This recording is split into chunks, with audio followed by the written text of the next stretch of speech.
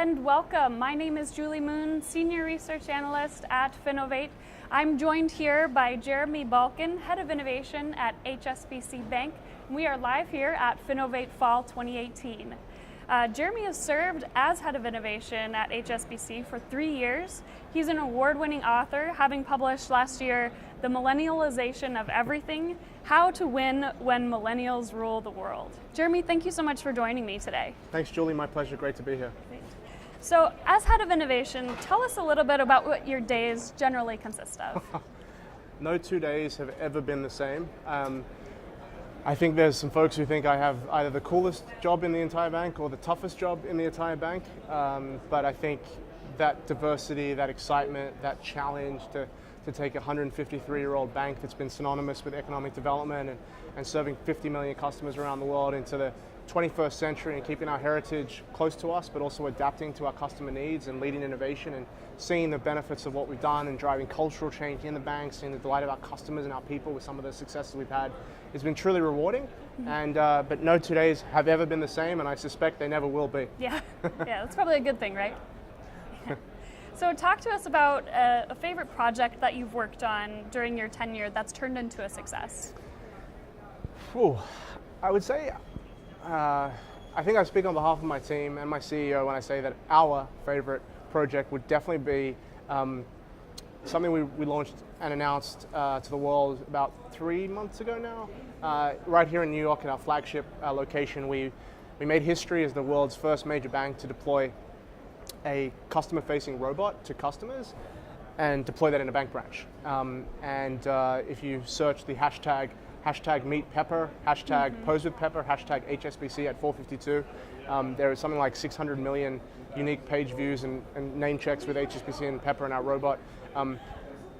Generally, when bank stories go viral, they're not always positive. I think in this case, it was overwhelmingly positive, the sentiment. But basically, we took a big, we took a big sort of deviation from traditional, boring retail banking experience. And when we overhauled our flagship branch in the heart of Manhattan into this sort of what we like to call a branch of the future, a high-tech customer experience innovation center, we also trialed and then deployed full-time Pepper the robot made by SoftBank Robotics. We customized it for our banking and customer needs. We've had 10 times daily average foot traffic. We had the first month we launched compared to the comparable month of 2017, we saw a 24.9% increase in new accounts because of all the new foot traffic. Our people love working with the robot. Our customers, the smiles on the faces of banking customers. Where do you see smiles on the face of anyone who's a banking customer in the industry? And we're really proud of that. And so it's been a huge success. And something we didn't expect to get all the attention that we did. And everyone, of course, please come to visit 452 Fifth Avenue, and I'll be delighted, or someone on my team, to take you on a personal tour. And the next month ahead, we've got 3 or 4 major announcements, which unfortunately I can't talk about today, but if we do this again, I'd be delighted to. Some of the work we've been doing over the last 2 and 3 years is now paying dividends, and it's really, we're listening to our customers, and that's what it's all about. Great.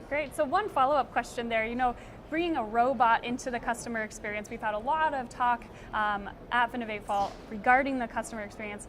How do you keep that personalized when the face is a robot?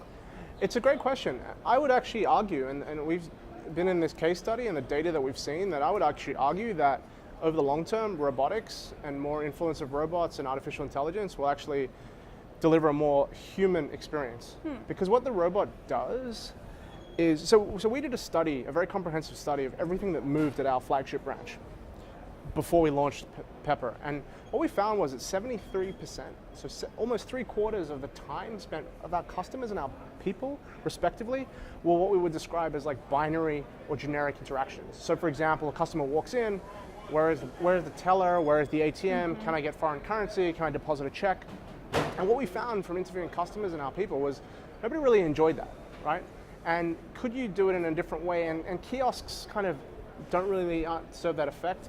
So what could we do with the world's leading social humanoid robot that attracts attention in addition to our people? So if you don't want to wait in line and you want to gamify the banking experience while you're waiting, and then you happen to ask Pepper, can I deposit a check? And Pepper will then say to you, you don't have to wait in line to do that. You can self-serve by taking out your phone and doing a remote capture, or you can use the ATM to deposit the check.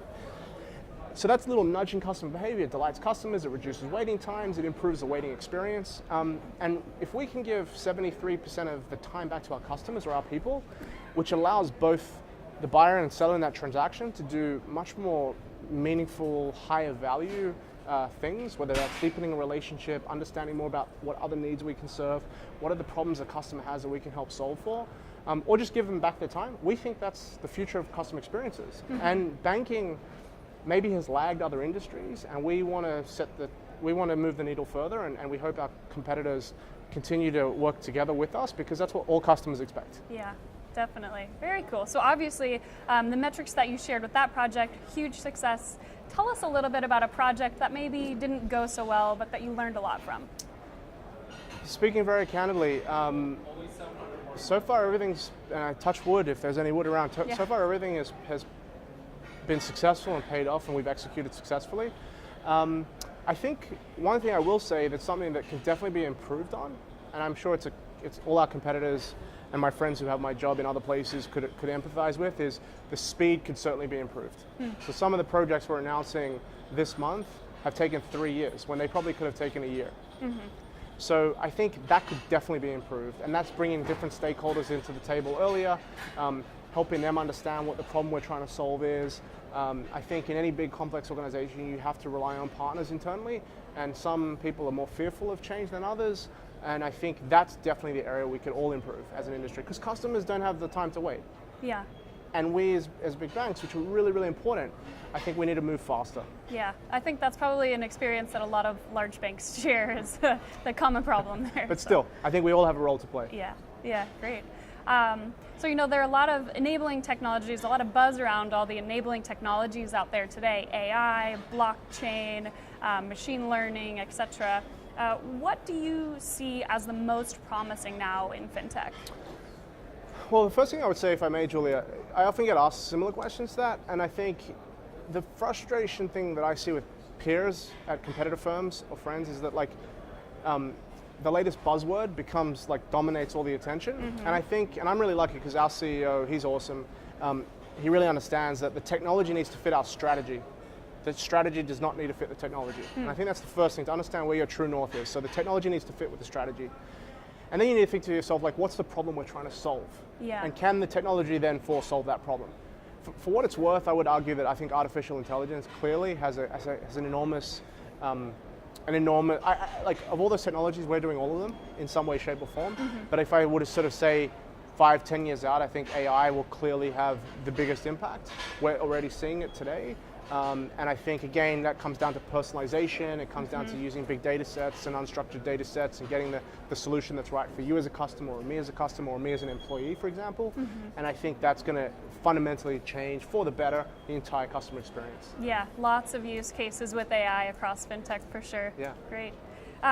So to close us out here, I just want to ask one more question. The term innovation is kind of a hackneyed term in fintech. How has your tenure as head of innovation changed your view on what it means to innovate?